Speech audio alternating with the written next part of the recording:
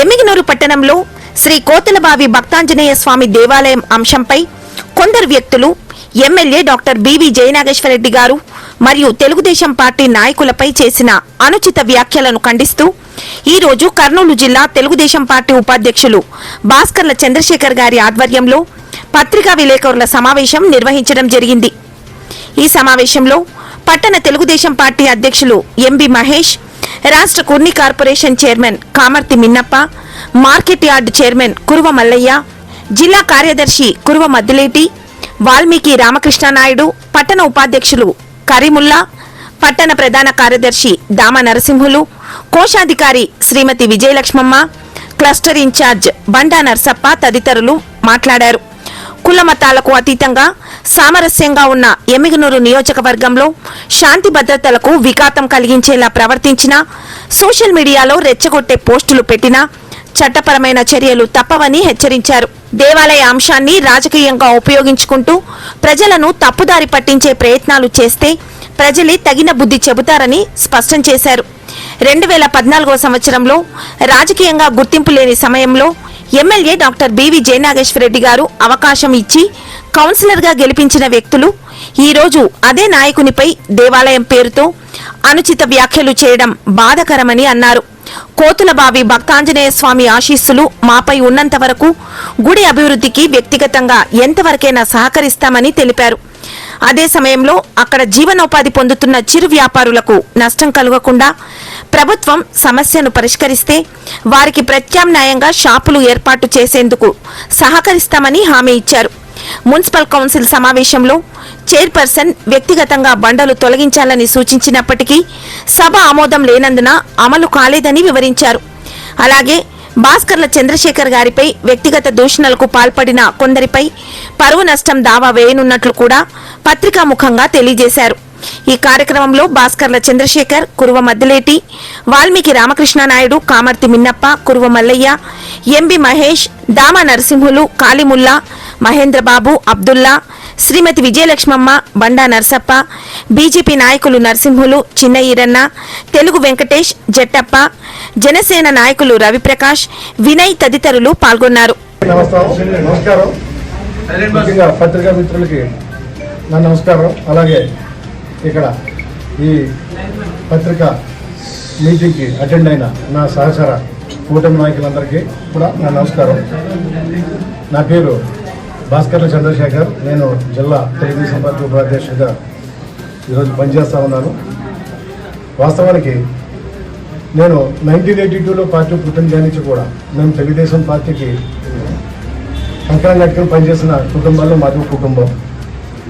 మధ్యలో క్రియాశీలకంగా లేకపోయినప్పటికీ 1982 నుంచి కూడా మా సభ్యత్వం తెలుగుదేశం పార్టీలో కొనసాగుతూ ఉంది।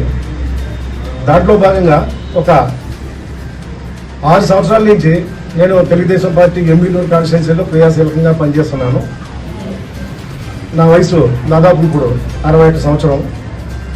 నేను ఎమ్మిగనూరుకి పరిచయం అయ్యి 40 సంవత్సరాలు అయింది। 40 సంవత్సరాల్లో కూడా నా మీద ఈ రాజకీయాల్లోకి క్రియాశీలకమైన రాజకీయాల్లోకి వచ్చి 6 ఏళ్ళు అయినప్పటికీ అంతకుముందు ఈ 34 సంవత్సరాల్లో కూడా నా మీద ఏ విధమైన కాంట్రవర్సీలు లేవు। మీరు ఏ స్టేషన్లోనే చూసుకోండి, లేకుంటే నా నుంచి ఎవరన్నా బాధ్యతలు ఎవరన్నా ఉంటే కూడా తీసుకొచ్చి పలానా వాళ్ళు మీ నుంచి బాధపడ్డారు, నీ బాధ్యత ఇంటిది అని చెప్తే నేను అన్ని రకాల అస్త్ర సన్యాసానికి ఈరోజు సిద్ధంగా ఉన్నాను। మొదట వాస్తవంగా నేను తెలుగుదేశం పార్టీలో పసుపు సైనికుడిగా క్రమశిక్షణ గల పసుపు సైనికుడిగా పనిచేస్తూ ఉన్నాను।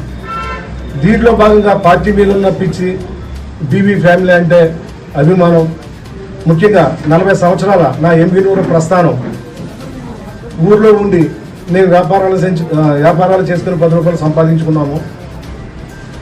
ఆ ఊరికి మనం ఖచ్చితంగా 61 సంవత్సరం 55 సంవత్సరాలు వచ్చేసింది। ఇప్పుడు కూడా జగన్ లాంటి విధ్వంసకర ముఖ్యమంత్రి రాష్ట్రాన్ని పాలిస్తున్నప్పుడు మనం మౌనంగా ఉంటే రాష్ట్రానికి కానీ, జిల్లానికి కానీ, ఎమ్మిగనూరు టౌన్కి కానీ, లేకపోతే మన కుటుంబానికి కానీ, మన పిల్లలకు కానీ మంచిది కాదనే ఉద్దేశంతో ఎలాంటి యుద్ధమైనా చేయడానికి సిద్ధమై తెలుగుదేశం పార్టీ మా బీవీ గౌరవ శాసనసభ్యులు జయనాగేశ్వర రెడ్డి గారు క్రైసిస్లో ఉన్నప్పుడు ఆయన అధికారం కోల్పోయి ఆయన ఎమ్మెల్యే పదవి కోల్పోయి అంతకుముందు పదవులు అనుభవించిన వాళ్ళు కూడా ఇతర కారణాలతో అనేకమైన అభిప్రాయ భేదాలతో దూరంగా ఉన్నప్పుడు నేను దగ్గరయ్యి తెలుగుదేశం పార్టీ తలపెట్టిన ప్రతి కార్యక్రమం వెనకాల విజయవంతం చేస్తూ మేము జయనాగేశ్వర రెడ్డి గారికి అలాగే పార్టీ అధిష్టానానికి కూడా ఎలక్షన్ ముందు నుంచి మా గౌరవ శాసనసభ్యులు జయనాగేశ్వర రెడ్డి గారు ఏవైతే ఆదేశాలు ఇచ్చారో ఆ ఆదేశాల ప్రకారం 2024 ఎలక్షన్లో జరిగిన జనరల్ ఎలక్షన్లో మేము లోకేష్ బాబు గారితో చంద్రబాబు నాయుడు గారితో కూడా అనేకమైన రాజకీయ సమీకరణలు పార్టీ జిల్లాలో గెలవడానికి ఏమైతే చేయాలో ఆయన ఆదేశించడం నన్ను పంపించడం మేము చేయడం ఇలాంటిది మేము చాలా ఆపరేషన్లు చేసినాం. అది లోకేష్ బాబు గారికి మా యువగానం అధినేత లోకేష్ బాబు గారికి తెలుసు, చంద్రబాబు నాయుడు గారికి తెలుసు. అయితే అసలు విషయాలు పార్టీతో మాకున్న సన్నిహిత సంబంధాలు అసలు విషయాలు తెలియక ఎవరెవరో ఏమేమో మాట్లాడుతుంటారు. నా చిత్తశుద్ధి నా నిజాయితీ నిరూపించుకోవడానికి ప్రతిసారి ఎవరు మాట్లాడినా వాళ్ళకి కౌంటర్లు ఇచ్చుకుంటూ పోయి వాళ్ళతో పాటు నేను పలచన కాకూడదనే ఉద్దేశంతో నేను ఇన్ని రోజులు ఎంతమంది అవాకులు చవాకులు పేరున మాట్లాడినా నేను ప్రతి ఒక్కరికి కౌంటర్ ఇవ్వడానికి సిద్ధపడలేదు. కానీ ఈరోజు మా చరిత్ర 40 ఏళ్ళ నుంచి కూడా ఒక గుడికి కానీ అన్న చెప్పినట్టు మధ్యరెడ్డి అన్నగారు చెప్పినారు, ఒక గుడికి కానీ ఒక మసీదుకి కానీ దర్గాలకు కానీ లేదంటే చర్చిలకు కానీ లేదంటే హాస్పిటల్లో విషయాల మీద ఇబ్బంది పడుకుంటూ వచ్చిన పేద జనానికి కానీ లేదా ఎవరైనా నిరుపేదలు చనిపోతే వాళ్ళ మట్టి ఖర్చులు కానీ అనేక రకాలుగా చెప్పమంటే చెప్తాం, నోటితో కూడా మాట్లాడతాం. మేము అలాంటి లక్షలాది డబ్బుల్ని మేము భగవంతుడు వ్యాపారం రూపంలో మాకు లాభం చేకూరిస్తే ఆ లాభాన్ని కొంత జనానికి పంచాలనే ఉద్దేశంతో మేము దేవుళ్ళకి గుళ్ళకి మేము ఇది చేస్తామంటే దేవుడు డబ్బులు తిన్నారని మా మీద ఈరోజు ఆరోపణ చేస్తారు. కాబట్టి ఈ ఆరోపణకి ఖచ్చితంగా మేము ఖండనీయాలనే ఉద్దేశంతో నేను ఈ ప్రెస్ మీట్కి నేను రావడం జరిగింది. వాస్తవంగా నా జిల్లా ఉపాధ్యక్షుడి స్థాయికి నేను దీనికి అతనికి కౌంటర్ ఇవ్వడం కరెక్ట్ కాదనిపించింది. అయినా నా మీద కూడా వచ్చింది కాబట్టి నేను సారికి ఇలాగే మాట్లాడతానన్న ఉద్దేశంతో దీనిపైన నేను రేపు ఫైల్ చేయబోతున్నాను.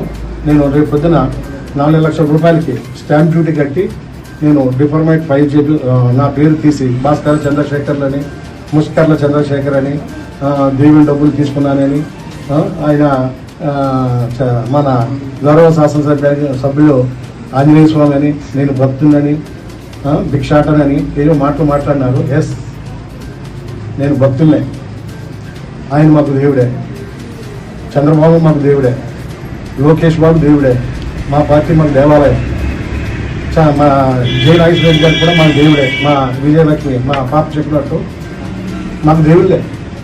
మాకు తెలుగుదేశం పార్టీ దేవాలయం, వీళ్ళందరూ మాకు దేవుళ్ళే. దేవుడి కోసం మేము ఏమైనా చేస్తాం. ఇప్పుడు దేవుడు మార్చి గుణం మాకు లేదు. నువ్వు ఆ రోజు ఎక్కడున్నావు, ఏ దేవుడి దగ్గర ఉన్నావు? మా వాళ్ళు చెప్పినట్టు రీల్ తిప్పిన కూడా ఎక్కడ దాకా వచ్చినావు? కౌన్సిలర్ అయినావు అంటే ఎక్కడి నుంచి వచ్చినావు? నువ్వు వైట్ అండ్ వైట్ వేసి తిరుగుతున్నావు, బాగుంది. ఎక్కడి నుంచి వస్తున్నాయి నీ డబ్బులు? మీరు ఏం ఉద్యోగం చేస్తున్నారు? మీరు ఏం వ్యాపారం చేస్తున్నారు? మీరు ఎట్లా రాజకీయం చేస్తున్నారు? ఎస్, మేము ఉన్నాము. మేము రియల్ ఎస్టేట్ వ్యాపారం చేస్తున్నాము, మేము లిక్కర్ బిజినెస్ చేస్తున్నాము, మేము 10 మందికి ఉపాధి కల్పిస్తున్నాము. దాని మీద వచ్చే ఆదాయాన్ని రాజకీయాల్లో ఉంటూ ఖర్చు పెట్టడమే కాకుండా మమ్మల్ని మేము సాయం చేస్తామని నమ్మించడం మేము సాయం చేసుకుంటూ ముందుకెళ్తున్నాము. ఏంది మీ బాధ నా మీద? నేను ఏ నాయకుడికి పోటీ, నేను ఏ గేరికి పోటీ, ఏ ఊరికి పోటీ? మీరు నన్ను ఎందుకు టార్గెట్ చేస్తున్నారు? ఎందుకు జయనాగేశ్వర రెడ్డి గారిని నన్ను మీరు వెలితీసే ప్రయత్నం చేస్తున్నారు? మీ ఆటలు సాగట్లేదన్నా? మీరేం చేస్తారో తెలీదా? 2024 ఎలక్షన్ ముందు తెలుగుదేశం పార్టీ ముసుగులో లాలుచి రాజకీయాలు చేయలేదా?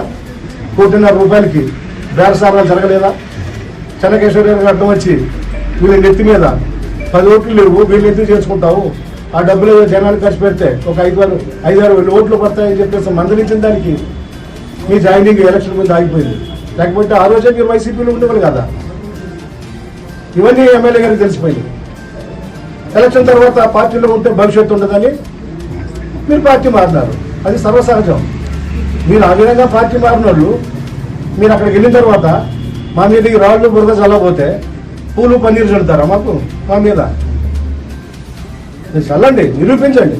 మీరు నిరూపిస్తే మేము అస్తా సన్యాసం ఏం చేయడానికైనా సిద్ధంగా ఉన్నాం. ఈరోజు రండి, నేను వస్తా. అదే మీరు అంటున్నారు కదా కూతురు బాబు ఆంజనేయ స్వామి, ఆంజనేయ స్వామి దగ్గరకు వచ్చి నేను ప్రమాణం చేస్తాను. దమ్ముంటే నాకు డబ్బులు ఇచ్చినోడు ఎవరైనా ఉంటే వచ్చి ప్రమాణం చేయమనండి. నేను దేన్నైనా తీసుకుంటాం. మీరు ఆంజనేయ స్వామి నమ్ముతారో నమ్మరో, మేము మాత్రం గట్టిగా ఆంజనేయ స్వామి నమ్ముతాం. ఎంత గట్టిగా నమ్ముతామంటే ఆంజనేయ స్వామి దగ్గర ఏదైనా తప్పు జరిగితే ఆయన చేతిలో ఉన్న గదతోటి నెత్తి మాడు పగిలేటంత స్ట్రాంగ్గా ఏటు పడుతుంది అని అంత భయంగా నమ్ముతాం. మీరు చేస్తున్నారు కదా దేవుని అడ్డం పెట్టుకుని రాజకీయం. ఎవరు మాడు పగలు కొడతాడో భగవంతుడు చూద్దాం భవిష్యత్తులో. ఇది కరెక్ట్ కాదు. ఈ రాజకీయాలన్నీ బయట పెడుతున్నామని గతంలో జరిగిన లాబింగ్లు, గతంలో జరిగిన పైరువీరికి మేమేదో అడ్డం ఉన్నామని మేమెందుకు అడ్డం ఉంటామండి? మొదటిసారి ఎమ్మెల్యే అయినప్పుడు ఆయనకి అంత అనుభవం లేకపోయి ఉండొచ్చు, అందుకని కొన్ని పొరపాట్లు జరిగి ఉండొచ్చు. రెండోసారి ఓడిపోయినాక ఆయనకి తత్వం బోధపడింది. మూడోసారి ఎట్టుండాలో డిసైడ్ చేసుకున్నాడు. ఆయన చేస్తున్న స్ట్రాటజీలో మమ్మల్ని బలిపశువులు చేసి నేనేదో చేస్తున్నా నిరూపించండి. అదండి 2024 మేలో ఎలక్షన్ అయ్యి జూన్లో రిజల్ట్స్ వస్తే జూలై నెల నుంచి మొదలెట్టాను నా మీద. అంటే నెల రోజుల్లోనే కబ్జాలు చేసేస్తామా? నెల రోజుల్లోనే దోచేసుకుంటామా? జూన్లో మొదలైంది షాడో ఎమ్మెల్యే అని, ఆత్మని, కబ్జాలని. దమ్ముంటే నిరూపించండి. నేను రియల్ ఎస్టేట్ వ్యాపారిని. నేను చేసేదే భూముల వ్యాపారం. డబ్బులు ఇంకంటే ఎవరిదైనా రిజిస్టర్ చేయించుకున్నామా? ఎవరిదైనా దోచుకున్నామా? ఎవరైనా బాధితులు ఉన్నారా? తీసుకురండి. బాధితులు ఎవరు ఉంటే మాట్లాడించండి. మీరు ఎన్ని ప్రయత్నాలు చేసినా మీరు మచ్చ మా మీద చూపించలేరు. అది అసంభవము. మేము ప్రతిపక్షంలో ఉన్నప్పటికంటే అధికార పక్షంలో ఉన్నప్పుడు చాలా ఒళ్ళు దగ్గర పెట్టుకుని పనిచేస్తున్నాము. అది మా సోదరులు పత్రికా మిత్రులని మీరు అందరికీ కూడా తెలుసు. మేము ఏం చేస్తున్నాం అనేది. ఏం చేసినా చట్టం పరిధిలో చేస్తాం, చట్టబద్ధంగా వెళ్తాం. ఇంకొకటి అంటాడు మన్ను అంటాడు, ఇసుక అంటాడు, ఏదో గ్రావెల్ అంటాడు, మట్టి అంటాడు. ఏదండి మన ఇటుకల బట్టీల గురించి ఎవరు మాట్లాడినారు? ఇటుకల బట్టీలు కూర్చున్నాయా? ఎవరు? మన చెన్నకేశ్వర రెడ్డి గారు 4 సార్లు ఎమ్మెల్యేగా ఉన్నారు. ఎమ్మెల్యేగా ఉన్నప్పుడు ఈ ఇటుక బట్టీలు లేవా? అప్పుడు ఈ మట్టిని తోలలేదా? మీ ఇంటికి ఇటుకలు పెట్టి ఇల్లు కట్టుకోలేదా?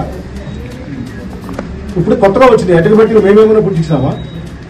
అప్పుడైతే మైనింగ్ వాళ్ళకి కానీ, రెవెన్యూ వాళ్ళకి కానీ, మైనర్ ఇరిగేషన్ వాళ్ళకి కానీ, డిపార్ట్మెంట్కి కానీ ఎవరికి పర్మిషన్ లేకుండా విచ్చలవిడి కొట్టుకోలేదు కదా. ఇసుకైనా, మట్టి అయినా, గ్రావెల్ అయినా, ఏదైనా. ఈరోజు వాళ్ళు చలానాలు కట్టుకుని, కమర్షియల్ చలానాలు కట్టుకుని, లక్షలు కట్టుకుని వాళ్ళు ఏదో తోలుకుంటే దాన్ని మా మీద వేస్తారు.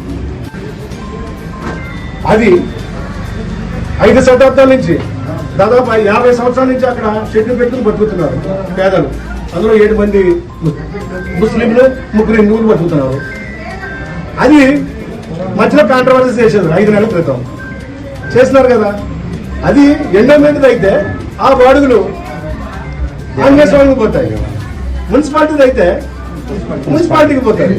మధ్యలో ఎమ్మెల్యే గారికి మాత్రమే వచ్చే నష్టం అయితే లాభం ఏంటి? కానీ ఎవరైతే దాంట్లో 50 సంవత్సరాల నుంచి బతుకుతున్నారో వాళ్ళకే షాపులు ఇవ్వాలని మాత్రమే మాట్లాడినాం మేము. వీళ్ళప్పుడే షాపులు మాకు వచ్చేసినాయి, వాళ్ళ పని అయిపోయింది, మీరు డబ్బులు ఏంటి మాకు, మీరు అడ్వాన్స్ ఇస్తే మీరు అందరూ రిజర్వ్ చేసుకుంటామని మాట్లాడినారు. నాయకులు ఉన్నారు ఇక్కడ, బాధితులు ఉన్నారు, వాళ్ళతో కూడా వాయిస్ తీసుకోండి, అసలు విషయాలు చెప్తారు. అట్లా అనుకుంటే ఎమ్మిగినూరులో దాదాపు 500 నుంచి 600 షెడ్లు డబ్బాలు ఉన్నాయి. మా ఎమ్మెల్యే గారు కానీ, మేము కానీ, ఇక్కడున్న మా నాయకులు ఎవరైనా కానీ ఆ డబ్బాల మీద బ్రతకాలనుకుంటే రోజుకి 5 లక్షల రూపాయలు డబ్బులు వస్తాయి. రోజుకి 5 లక్షల రూపాయలు డబ్బులు వస్తాయి. ఆ గతి, ఆ కర్మ. మేము వ్యాపారాలు చేసుకుంటాం, రాజకీయాల్లో డబ్బులు ఖర్చు పెడతాం. రాజకీయాల్లో మా దగ్గరికి వచ్చిన వాళ్ళకి సాయం చేసుకుంటూ పోతాం. అది మా క్యారెక్టర్. మేము రాజకీయాల్లో డబ్బులు సంపాదించడం కాలేదు. దమ్ము ఉంటే ఎవడన్నా నిరూపించమనండి. అస్త్ర సన్యాసం కాదు, ఊరిడిచిపెట్టి పోవడానికి కూడా నేను సిద్ధమని చెప్తున్నాను.